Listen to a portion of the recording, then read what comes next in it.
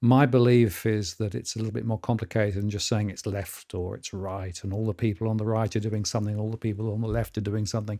There is clearly a gradation, across politics, and some have a more, market-driven, conservative view of the world. Others have a different view of the world. But I believe that if you look hard enough, you can also see the same violent tendencies amongst elements on the right of politics as well as on the left of politics. And so I think we need to move beyond that simple, oh, it's left or it's right. Let's face it, we know that there is a lot of pain out there in many communities, not just in Australia, but around the world, the US, the UK, etc., etc. We also know that a lot of people feel that the world is falling apart. And when you look at our leaders, those who are in power and those who aspire to be in power, they seem unable or unwilling to solve the issues that we think are really important.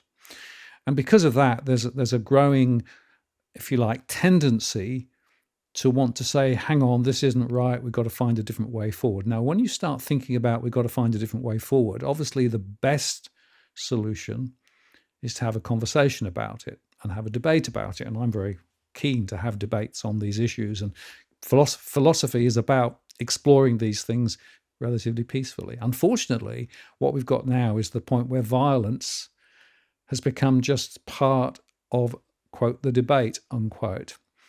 And that, for me, is the real problem we need to think about. Why is it that now violence has become so wired into the way that everybody acts and talks and thinks?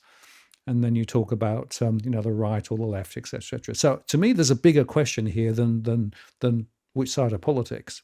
It's why have things gone, one, polarized, and two, off the rails for so many people? That's the question I think we should be asking. I think the violent response is a signal of frustration and a sense that things are not working. And so the real question for me is, well, why are things not working? Is it deliberate? Are there people who are setting this up deliberately?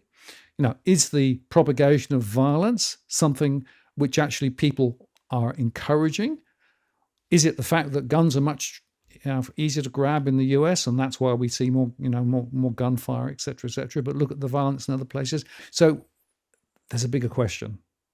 Why is it that everybody feels it's falling apart?